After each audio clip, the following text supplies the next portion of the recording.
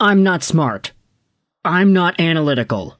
I don't dive into good reasons. I go off of the vibes. Ladies and gentlemen, it is time once again for your old pal Lego Rocks 99 to absolutely embarrass himself in terms of his Stanley Cup bracket.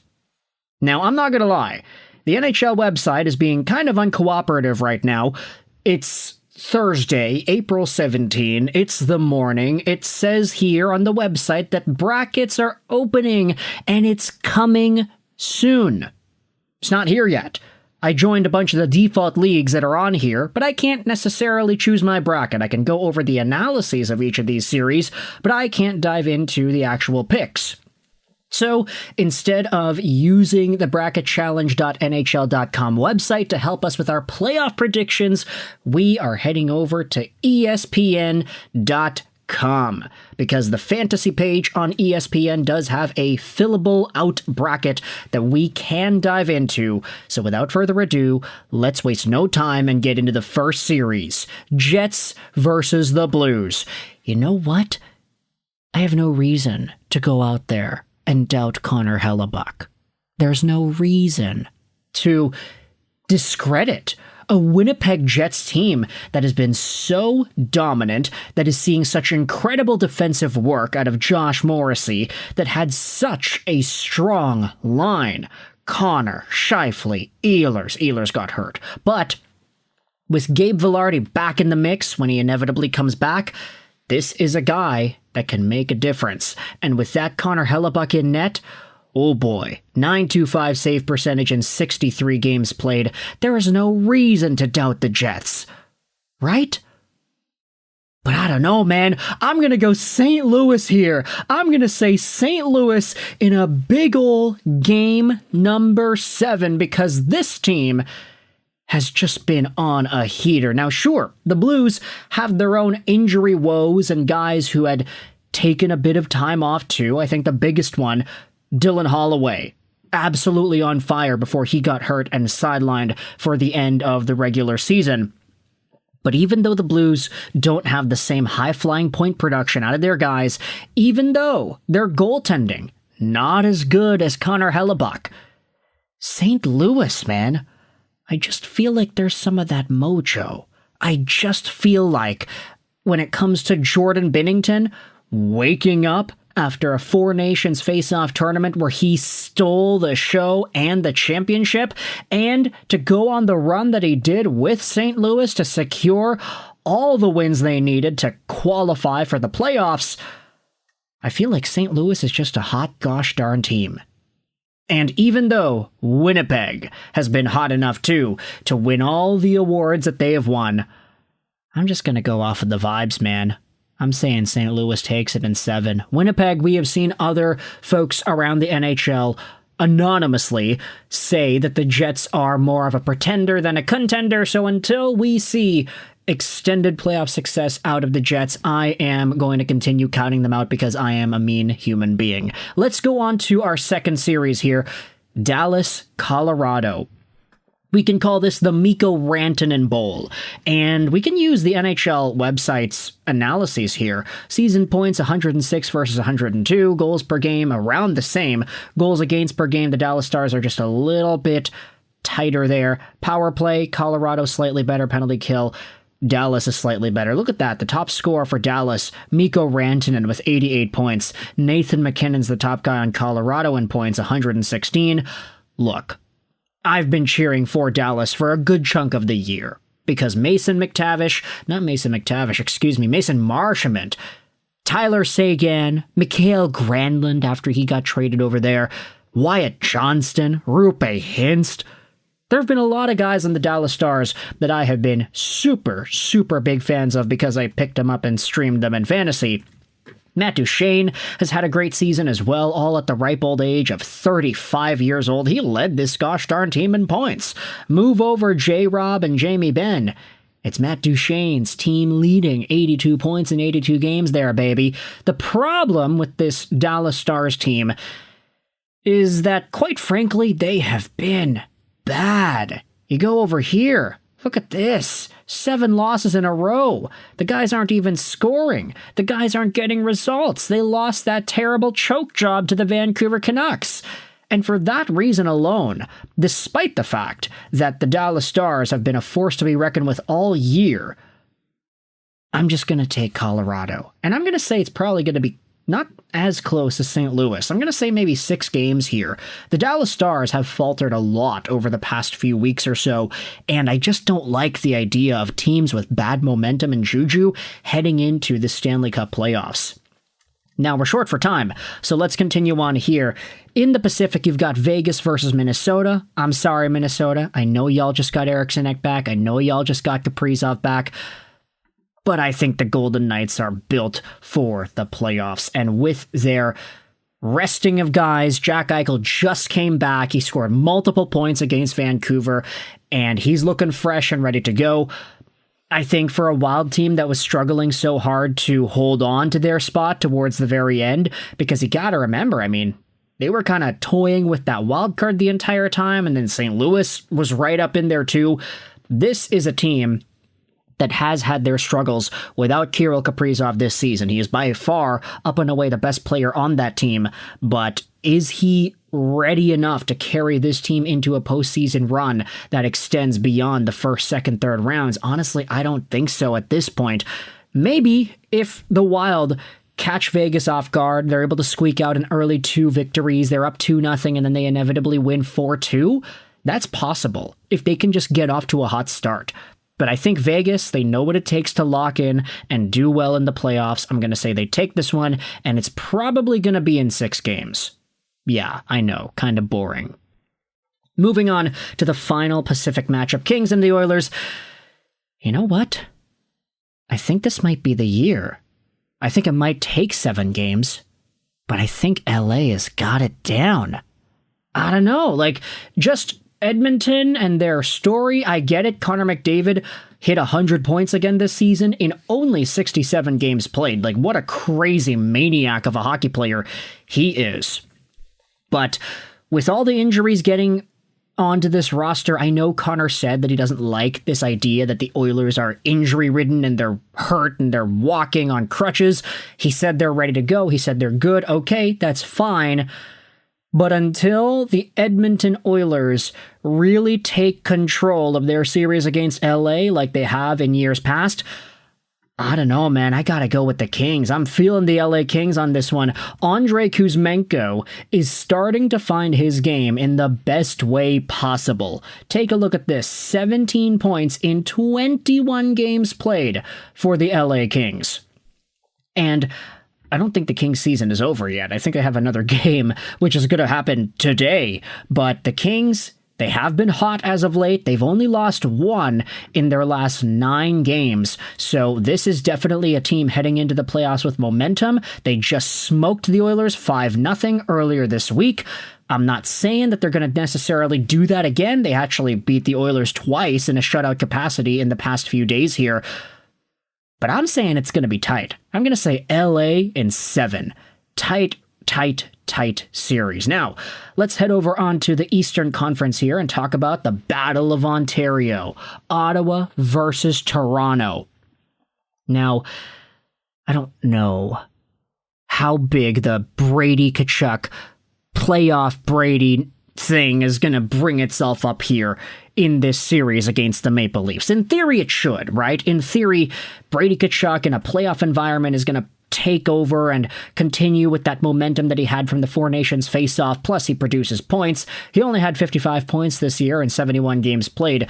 Timmy Stu did the majority of the scoring on this team, but you kind of have to look at who's hot here. You've got guys on the back end starting to score a bunch of points. Thomas Chabot has looked good. Jake Sanderson. These guys have been producing a pretty significant amount in the past little while. Chabot's a very casual 11 points in his last 10 games, and Jake Sanderson has 7 points in his last 10 games. The Sens D-men are getting in offensively. They're doing their thing. And a lot of the top guys are out there too. If Linus Ullmark can continue with that stretch that he has had, 9/11 save percentage hockey is definitely good enough, in my opinion, to beat the Toronto Maple Leafs in round 1. The Leafs have been carried by some really strong goaltending the past few years. The only problem is they've had a bunch more of that this year too, so it's going to be very difficult for Ottawa to fully pull ahead. If I had to bet though, if you were forced to twist my arm and make a choice, I would probably say Toronto, and I'd probably say in 6. I think the Sens have a good chance, but it's not far guaranteed. Now, moving into the Battle of Florida. Tampa versus Florida. Oh boy, are we in for the Stanley Cup champions to go out there and repeat? Is there a world where they legitimately step out there and take control like they did last year? I don't know. I'm feeling more like the Tampa Bay Lightning are going to just assert their dominance. They're going to say, hey, we don't have Steven Stamkos, but that's okay because we can still continue doing what we need to do, and we can still carry with Victor Hedman as the captain. Nikita Kucherov is the best playmaker on the planet. Brandon Hagel had a 90-point season. Who the hell thought this guy was going to get a 90-point season? Who would have thunk it? He had more points than Jake Gensel. He had more points than Braden Point. Oh my gosh, Brandon Hagel popped off. Look, I get it. The Florida Panthers have scorers too. But I just don't know if I can see them taking on this Tampa team and winning in the first round. I'm going to say it's close. Maybe 6 games. And it's boring for me to go out there and say 6 games repeatedly. But I just don't necessarily think the Tampa Bay Lightning are going to have it easy. I just think they're going to win. Let's scroll down into the bottom here. Oh boy.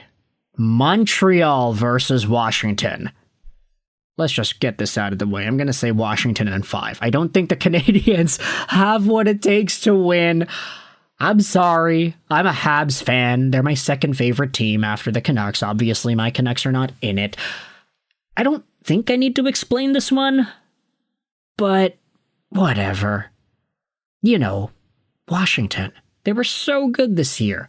The amount of point scorers. Alex Ovechkin, the story there. Dylan Strom's the number 1 center. Pierre-Luc Dubois is good again. Meanwhile, the Montreal Canadiens, I think the fact that they qualified for the playoffs, that in and of itself is the victory. If they win a game, I think they can be super happy with that. The Canadiens wanted to be in the conversation at the start of the year. They wanted to have a playoff bubble-ish run, fighting for a wild card, playing meaningful games in March.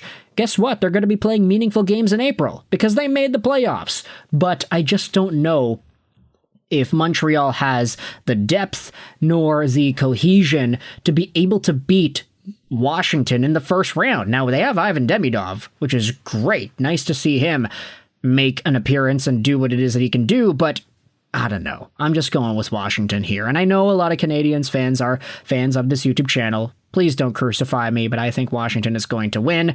Meanwhile, the Hurricanes and the New Jersey Devils. This one can go either way. I think it's going to go to 7, but if I had to choose one, oh boy, I'm kind of leaning towards New Jersey. I'm not going to lie, man.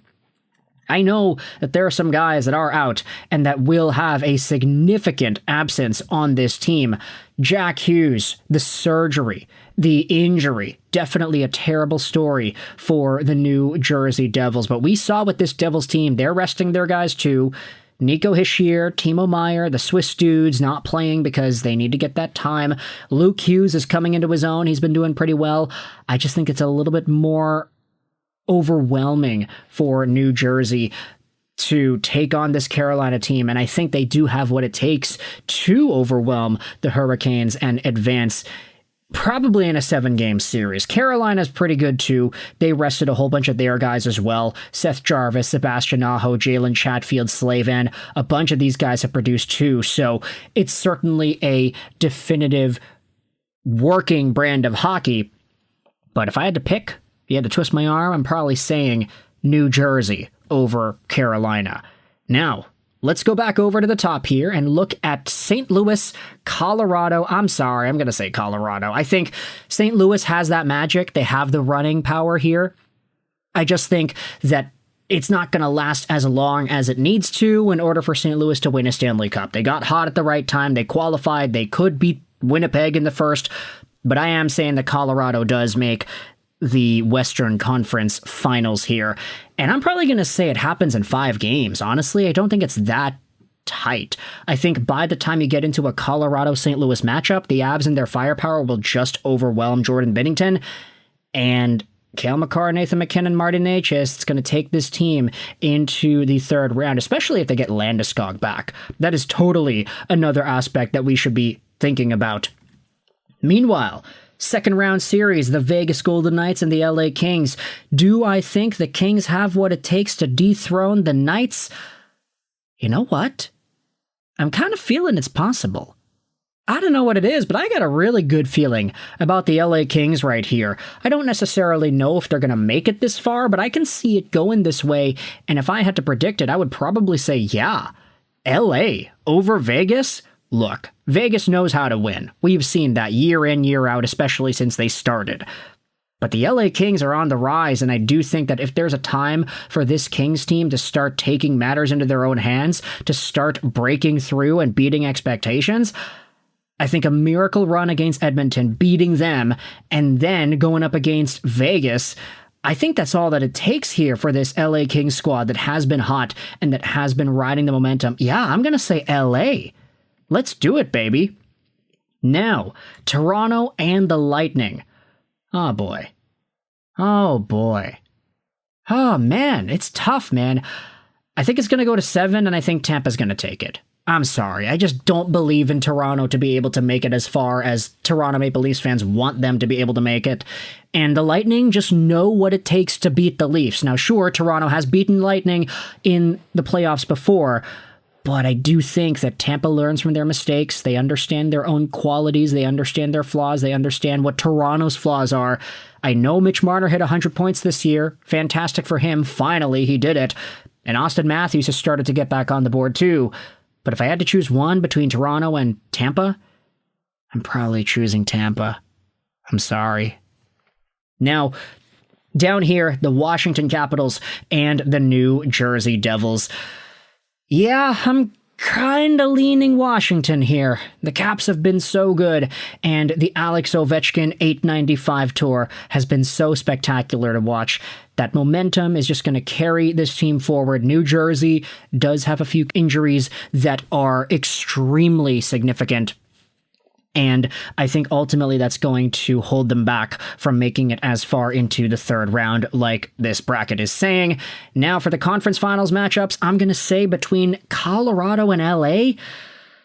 Oh, I hate that I'm saying this, but I'm predicting the LA freaking Kings out there. Yeah, that's right. The LA Kings are going to make the Stanley Cup Finals. I don't know what it is. I just feel like this team has it on lock. They had problems scoring goals all year. That was the problem with the LA Kings. You go down to some of their earlier games here, they were losing games 1-0. They were winning games, just tight games here, 2-1, 3-1, 3-1 loss, 3-2 loss, 3-1 loss, 2-1 win, 2-1 win, 2-1 loss, 1-0 loss. They couldn't score. That was their problem. They had great goaltending. They had a lot of things going for them statistically on the back end, but they couldn't score. Guess what now? 6 goals, 5 goals, 5 goals, 6 goals, 4 goals, 8 goals, 7 goals, 7 goals. This team can score now. And I think that is going to be the biggest part in what allows the LA Kings to ride that wave into what I'm going to be saying is the Stanley Cup Finals in this bracket here. And who is their opponent going to be? I hate to do it. Ovi, it's been such a great story. But I'm going to say the Tampa Bay Lightning. I'm going to say the Kings beat the Avalanche in, well, let's just say 6. And the Lightning beat the Capitals in 7. Then, in the Stanley Cup Finals, with Nikita Kucherov and Adrian Kempe, a David versus Goliath matchup of a whole bunch of points versus a lower scoring point total team that has been riding the wave, I'm going to say that the Lightning end up winning the Stanley Cup, and I'm going to say they probably do it in 6 games. How many goals scored in the Stanley Cup Finals? Oh, by the champions. Okay. In the total playoffs. Oh boy, that's tough. 100. Is that a lot of goals in one Stanley Cup playoff run? Nah, I think that is. That's a lot of goals. Okay, no. 50. Yeah. See, told you. I'm just going off of the vibes here. 50 goals if you assume 4 games and then, okay, yeah. So we'll say 6 games against Florida, maybe 6 games against Toronto, 6-12, 18-19 in the third round, and then let's say they beat the Kings in 6, so 25 games, 2 goals a game? Okay, no, 50 is a little bit too little. Actually, you know what? Let's go 88. 88. Not that bad. Andrei Vasilevsky right there. My prediction is the Tampa Bay Lightning beat the LA Kings in the Stanley Cup Finals 4-2. What are your thoughts? I'm going to submit this bracket. I need to sign in. Okay. You know what? I'll just import all of this information into the NHL.com bracket when the NHL.com bracket is available because it's still coming soon. But this is my prediction for the 2025 Stanley Cup Playoffs. Sorry, Montreal. I feel bad for eliminating y'all in the first round, but that's just kind of how I feel about it. Let me know your thoughts in the comments section below. How do you feel about Tampa over LA? I hope you enjoyed this video. And bye.